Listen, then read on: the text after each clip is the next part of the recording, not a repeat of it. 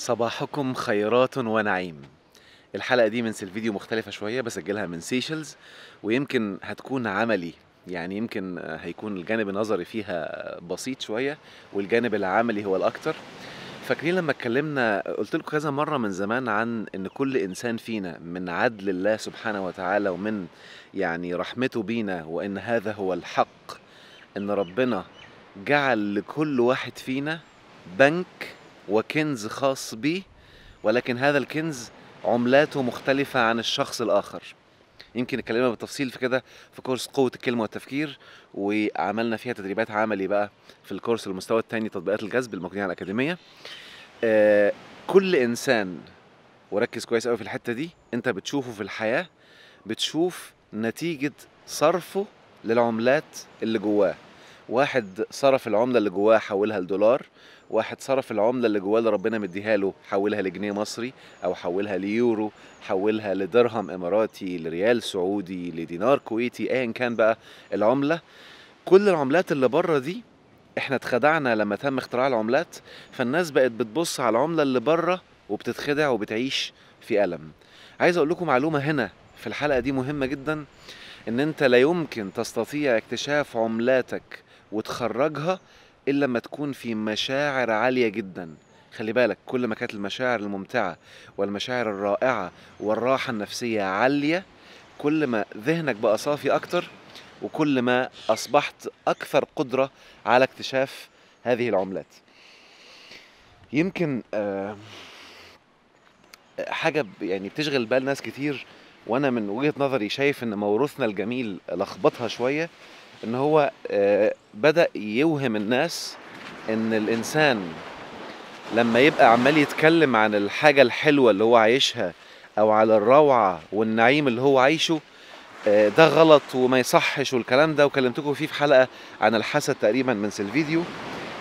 النهاردة انا هحاول بس انزل عشان البحر، المية هنا شكلها صافية ورائعة. انا هنزل كده بهدوء، تحس ان مفيش حد على الشط النهاردة خالص. ف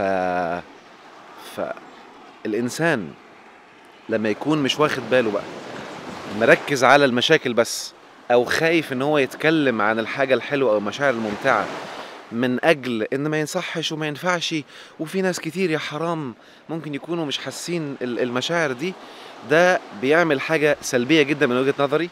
وأنا شايف إنها أثرت. هاي هاي كتي كتي كتي. Can I take photo for him؟ بصوا بصوا بصوا بصوا بصوا، كوتشي كوتشي كوتشي كوتشي.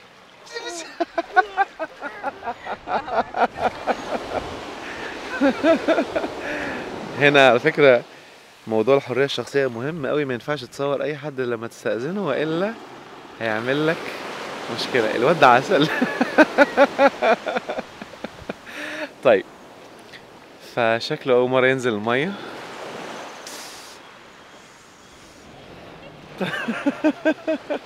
المهم، موروثنا الجميل خلى الناس تخاف تنشر السعادة وتخاف تتكلم عنها، بل يمكن قاعد يحفر في أذهان الناس على مدى قرون إن الجنة دي في الآخرة بس، وأن هذه اللي انتوا شايفينها دي جنتهم وجنة الكافرين والكفار والكلام الغريب اللي ما أنزل الله به من سلطان ده.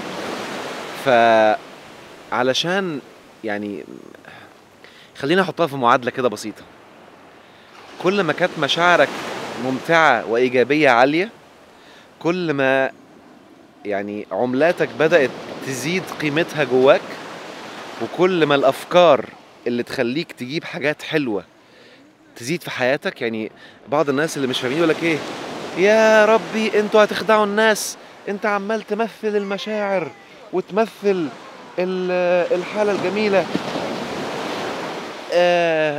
في هنا عارفين الكابوريا الصغيرة او السلطعون؟ هوريكم في الفيديو بعض الحاجات منها، بعض الحاجات منها. بصوا بيحفروا حفرة كده،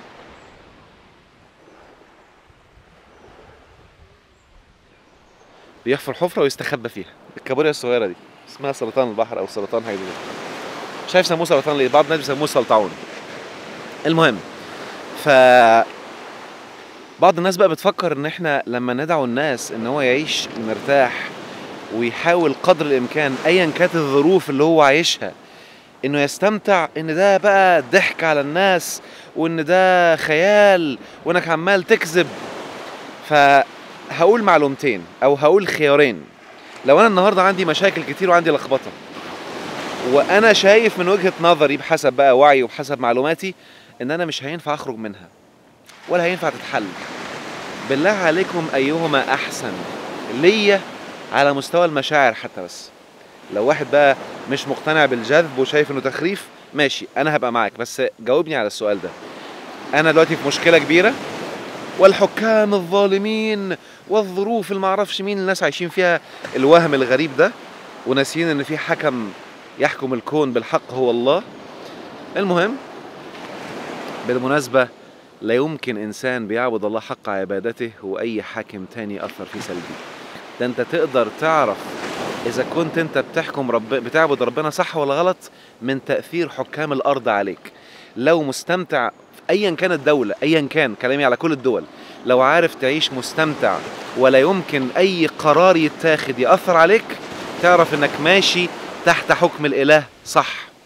لو انت بقى القرارات بترفعك وتوقعك وتاخدك وتشيلك وانت قاعد مرعوب، اعرف ان انت الان يعني تركت حكم الاله فتركك الله لحكم البشر. هعيد الجملة تاني، تركت حكم الاله الحق فتركك الله لحكم البشر. اللي كده بيعيش الجحيم بحذافيره. فتخيل بقى انت الان تحت حكم سلبي او مشاكل وظروف سلبية قدامك وما عندكش اي حل من وجهة نظرك. طبعا مفيش حاجة في الكون اسمها ملهاش حل، بس بعض الناس لان لسه افكارهم ملخبطة، ودي حليناها في كورس قوة الكلمة والتفكير، لسه مش شايف الحلول ومش منتبه ليها. فانت عندك حلين: تعيش مكتئب والظروف سلبية ومخنوق ويا حرام وتشغل موسيقى حزينة بقى لا لا لا لا، وانا والله العظيم مقدر ان ممكن تكون حياتك صعبة فعلا، او مش صعبة، خلاص بلاش كلمة صعبة، فيها ألم او فيها اشياء سلبية او فيها بعض المعاناة وبعض التعب وبعض الظروف القاسية، انا معاك. تعيش بقى متألم ومتضايق ومكتئب، ولا تتفائل وتبدأ تتفنن في اي شيء يعمل لك متعة دلوقتي ايا كان الظرف اللي انت فيه، عشان مشاعرك تبقى حلوة لغاية ما الظرف يتحل. يلا انا مش هتكلم على الجد دلوقتي، انا بتكلم ان الظرف هيفضل كده مستمر.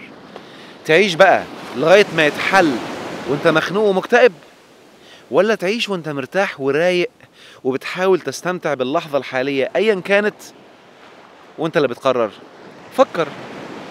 الغريب ان ناس كتير، يعني معلومة بديهية لكن ناس كتير ما يعرفوهاش. طب ده من غير ما نتكلم في الجذب، ايه رأيك بقى لما نقول ان يعني ناس كتير بتتكلم في العالم النهاردة ان انت كل ما كنت بقى عايش رايق ومستمتع وبتحاول تستمتع بأبسط الحاجات حواليك، ده بيخلي كل الأفكار اللي تعيشك في نفس الدرجة هتبدأ تجيلك، فهتقوم تعمل حاجات هتزود لك الدرجة اللي انت عايش فيها. تختار ايه؟ في حلقة النهاردة احنا يمكن انا اول مرة اجي سيشلز بصراحة، فحاولت اعمل بعض الحاجات اللي كي نزود المتعة. فالفقرات اللي جاية هترككم عشان تعيش المتعة وتستمتع بيها وانت قاعد في البيت. وصدقني يعني اعملها كده، انا كنت بعملها زمان كده، كنت كل ما بشوف كنت دايما بعمل سيرش وابحث عن السعداء والمستمتعين وبكررها كتير. اياك انك تاخد معلوماتك سواء الدينية او الحياتية من حد عايش تعيس، ولا حد مش فاهم معنى المتعة ولا الحياة وعمال يقول لا ازاي ومفيش نعيم ولا في جنة ولا الكلام ده. يعني ما شاء الله عليهم، ربنا يا رب يهديهم، يعني موجودين بكثرة يعني، وربنا يمكن وضعهم لنا في الأرض عشان يمحص من يتفكر ويعمل عقله ومن يتبع الكلام الجميل.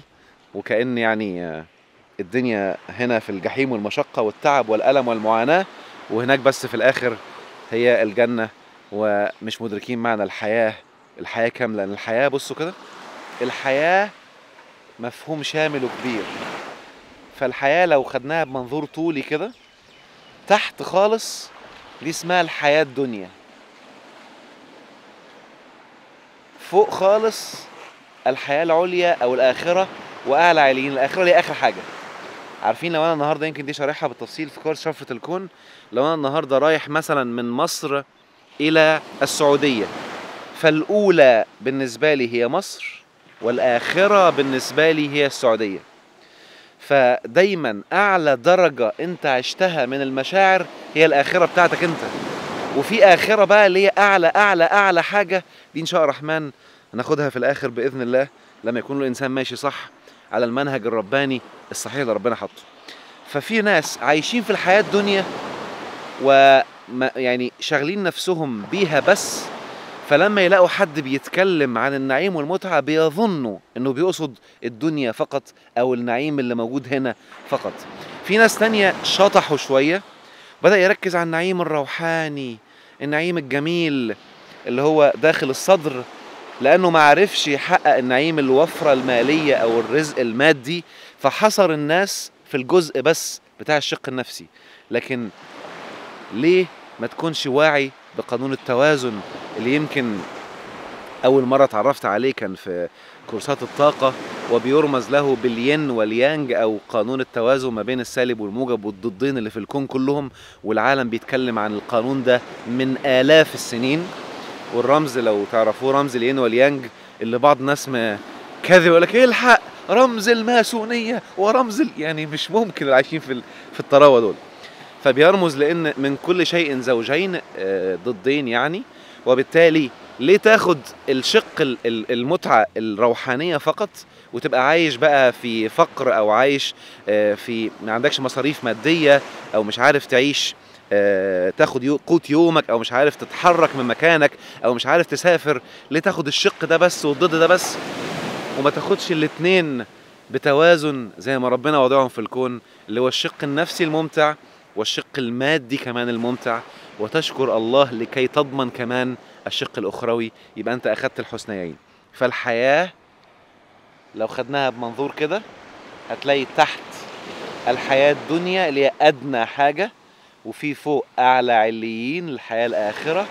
الذكي هو اللي بيقدر يعيش الحياة بمتعة واستمتاع. فكلمة حياة معناها الشقين، الدنيا والعلوي الأدنى والأعلى، أو الأولى والآخرة. لكن اللي مركز بس على الدنيوي مهم يكون منتبه إن الكلام ده هيبقى سلبي ليه ومش هياخد باله منه. على فكرة اللي مركز على الشق الدنيوي بيكون متعته بسيطة. دي اللي بنسميها في علم النفس التعلق، انك تكون مرتبط بالماديات يعني. وانا اتكلمت عنها بالتفصيل في حلقة الفرح السلبي والفرح الايجابي. الفرح السلبي الانسان اللي هو بيبقى فرحان بالماديات ومركز عليها جدا وهيموت عليها جدا، ده دايما يفرح بسيط وتقلب مصايب ومشاكل. عشان كده تلاقيه يقول الحمد لله خير، ما خير ربنا يستر. كل ما يفرح يبقى خايف من مصيبة جايه له. اللي مركز بقى على الفرح الايجابي اللي هو الفرحان بالقيم ما وراء المادة، ان هو نعمة من ربنا وان ده ربي، هيفهم كويس قوي الحلقة دي وهيعرف يركز في الفقرات اللي جاية عشان يستمتع بفضل الله. وانت بتتفرج كده اعرف ان الاله الذي رزقنا هذه النعمة هو الهك انت كمان. فعيش الحالة، استمتع، وتخيل نفسك وانت عمال تتفرج. لان الناس للأسف في المواقف دي على شقين: حد بيتفرج بوعي ان في اله حكم بالحق يحكم الكون، فهتلاقيه بيقول الله بسم الله ما شاء الله، ما الاله اللي رزقه النعم دي او اللي رزقهم النعم دي هو نفسه الهي. فهتلاقيه بيستمتع وبيتفائل وهو مطمئن ان هو من السهل جدا يعيش النعم دي. وفي انسان تاني سلبي للاسف الشديد، عنده وعي ان انا فقير وان انا غلبان وان انا صعب احصل على هذه المشاعر، فتلاقيه بيقول ايه يا اخي حس بينا بقى، احنا غلابة، احنا فقراء. وكأن الاله بتاعنا اللي مدينا النعيم ده مش الهه هو. ودايما يمكن في كورس قوانين الاستحقاق، هو كورس جديد شوية دايما يصدم الناس، هو المستوى رقم 4 في كورساتي. بسأل الناس سؤال في الكورس ده، بقول لهم بالله عليكم واسألوا نفسك وفكر فيه، انت استفدت ايه من الهك؟ انت قاعد تقول انا بعبد اله غني. وفي القرآن ربنا لما يعني بيحاول، مش عايز اقول لفظ لا يليق يعني، ولكن كأنه استهزاء بمن يعبد غير الله. هل يرزقونكم؟ هل يعني بيجيب لك الخير؟ بيشفيك لما تمرض؟ خليك روح مع اللي بتعبده. فبالله عليك السؤال كالتالي: انت استفدت ايه من عبادتك لإلهك خالق الكون؟ استفدت ايه من عبادتك لله رب العالمين مالك السماوات والأرض وما بينهما وما فوقهما؟ معقول يكون الموروث أقنعك إن الله وعبوديتك ليه هي عبارة عن أشكال طقوسية، ورقة كده صح وغلط صح وغلط صح وغلط، ولا تروح في داهية؟ معقولة المصيبة دي؟ فكر وشغل عقلك، ويمكن تابع برنامج ملفات. أنا بدأت أفتح ملفات كبيرة كده من بداية الخلق، وهناقش فيها معلومات مهمة، واستمتع بالفقرات اللي جاية. جعل الله كل أيامك جنات. والموقف ده أنا واقف هنا دلوقتي، اللقطة دي شوفها كده، علشان بعد شوية دقائق هنسيب المكان ده وهنطلع فوق هنا وهنتفرج على الفيو من أعلى باستمتاع. استمتع وعيش اللحظة. يلا أراكم على خير.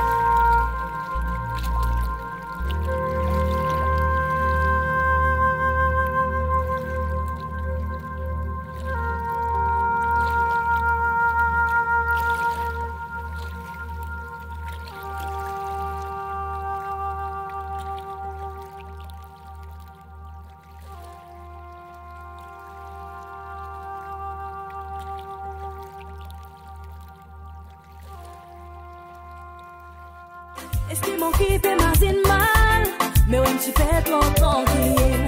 Baby, donne-moi un signal, ou choisis mon moyen ou perfil.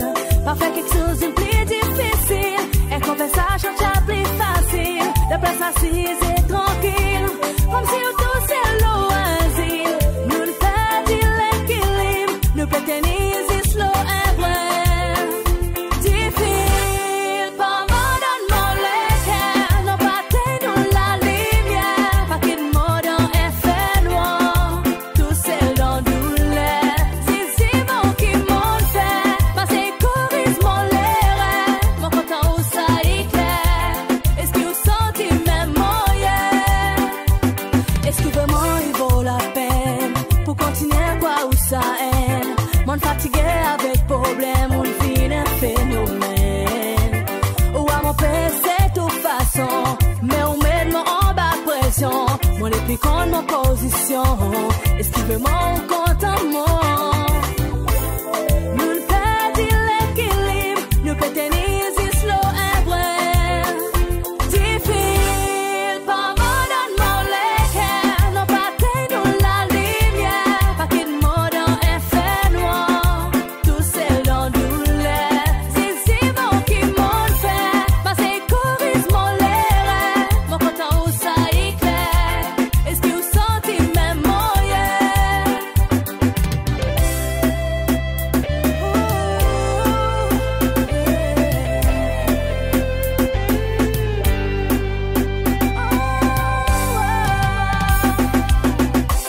Estimons qu'il fait mal, mais ouais, tu fais trop tranquille. Baby, donne-moi un signal, ou choisis mon moyen ou perfil. Pas faire quelque chose de plus difficile, et conversation c'est plus facile. De place assise et tranquille, comme si on tous c'est loisir. Nous ne perdons l'équilibre, nous pétennons slow and well. Difficile, pas bon dans mon lequel, non pas nous la lumière, pas qu'il mot dans effet noir, tout c'est dans douleur. Si mon qui m'en fait, pas c'est courir mon l'air, mon content où ça y clair. Est-ce que vous sentez même moyen? Pas bon dans mon lequel, non pas nous la lumière, pas qu'il mot dans effet noir, tout c'est dans douleur. Si mon qui m'en fait, pas c'est courir mon l'air, mon content où ça y clair. Est-ce que vous sentez même moyen?